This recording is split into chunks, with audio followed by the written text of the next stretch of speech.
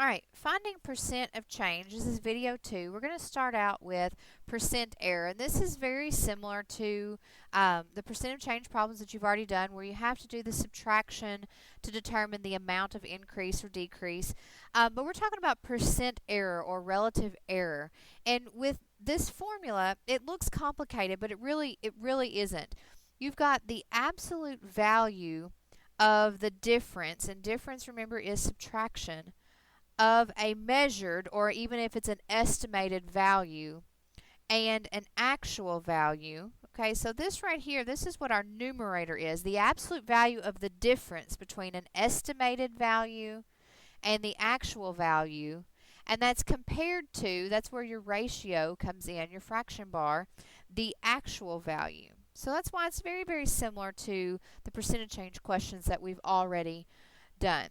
So let's take this, and what we're trying to find with relative error, I mean, it could be something as simple as someone quoted you $15 to make something, and it actually only cost $12. So what was that percent of error there? And that's not necessarily an error, but that's basically what it is we're trying to find. So let's look at this question.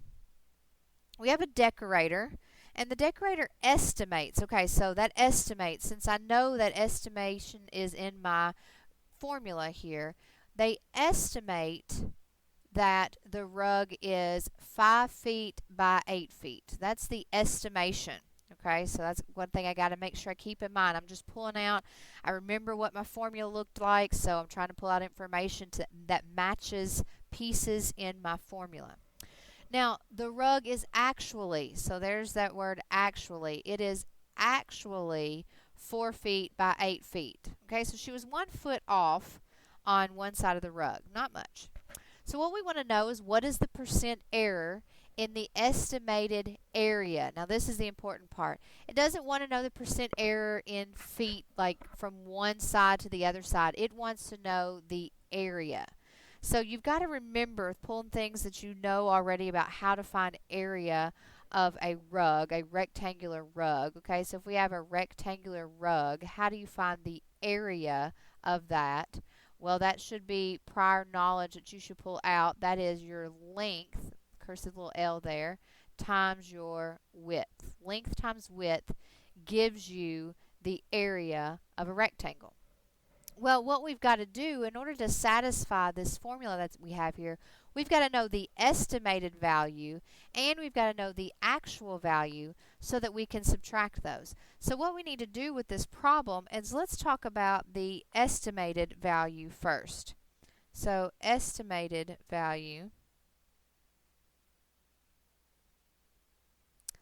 M's not showing up, estimated value. And what that is, we've got area equals length times width. Well, our length for our estimated value is 5 times our width, which is 8. So our estimated value for the area of this rug is 40. And I'm not worried with my units yet, so just working with my values. Now let's go to the actual amount. So the actual area of this rug, if we're going to find the area of that, the length is 4, and we're going to multiply that by the width, which is also 8. So 4 times 8, the area of the actual rug is 32.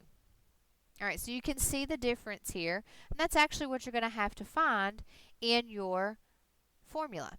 The estimated value minus the actual value. Alright, so, wrong direction. The estimated value is 40. Remember, this is absolute value, so the absolute value of 40 minus the actual value, which is 32, and all of that is over the actual value, which again is 32. So this is just a simple order of operations expression here that we've got to simplify. The absolute value signs are a form of grouping symbols, so we need to take care of everything on the inside first. So 40 minus 32 gives us 8, so we have the absolute value of 8 over 32. absolute value of 8 is 8. Absolute value is the distance from 0, so you're not ever going to have a negative value there after you take the absolute value of a number. So that's 8 over 32. And then we need this as a percent, so we're going to have to divide this. This is exactly like what we just did with percent of change. 8 divided by 32 gives me 0.25. Well, I've got to know that as a percent, so 0.25, if I move my decimal point, is 25%. So this is a word problem, and I've run out of room here on this screen, but what you need to make sure that you do is write a sentence that explains what this 25% represents. Something like, the estimated area is off by 25%. Very simple. The estimated area is off by 25%. So take that example that we just did together and answer your turn question 3. Alright, so hopefully in this question you started pulling out the information that you see that's important for your problem. You think that the distance between your house and a friend's house is 5.5 miles. That's how far you think it is. So that should clue you in that this is your estimated. You think it's 5.5 miles, but what it actually is, the actual distance is 4.75. All right, so we know our estimated and our actual. Now this one's a little bit easier because you're not having to find the area of something.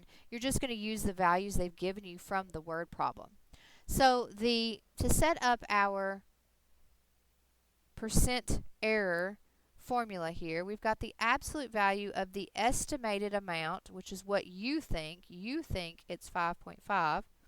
And we're going to subtract the actual distance, which is 4.75. Remember, that's absolute value of those. And that's all over the actual value, which is 4.75.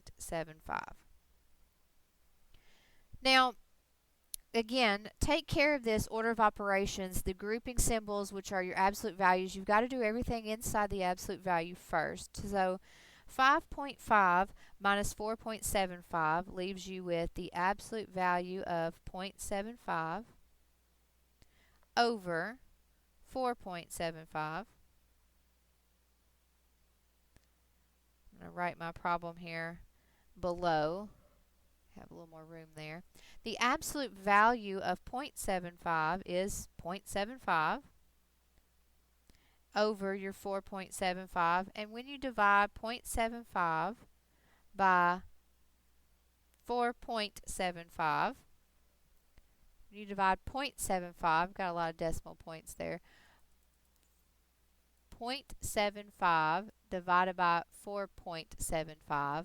Be very careful when you type that in. Get 0.16. So the percent error from what you thought to what the actual distance is 16%. That is the percent error. So percent error questions are fairly simple. Just be real careful how you set up your ratio. Alright, so we have your summary questions here. There are two of them. The first one, you're calculating the percent increase, or you're not actually calculating. The question is, how is calculating percent increase different from calculating percent decrease? So make sure that you write 2 or 3 well thought out sentences there explaining how those are different. And then B is a percent decrease question. Okay, you've got your how fast your athlete is running one year and how fast the athlete is running this year, and you want to know what is that percent decrease.